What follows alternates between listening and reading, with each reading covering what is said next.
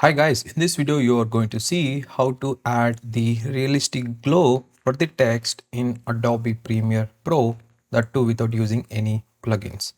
First, I created the text layer and I quickly change it to different font, which I basically use in every project. Then I'm aligning it properly and increasing the scale as well so that you also can see it properly. Alright, we are using only one effect called Gaussian blur. So first you need to duplicate this layer by pressing the Alt key and dragging up like this. So now we duplicated this layer. So for the bottom layer, we are going to apply the effect called Gaussian blur. Now go to the effects panel. As you can see, the default settings are also working pretty fine. And even if you want, you can change even more by going to the effects control panel.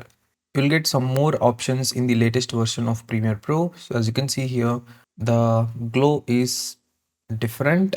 You can change according to your liking. And even if you scroll down to the opacity panel, you can change how strong you want that glow.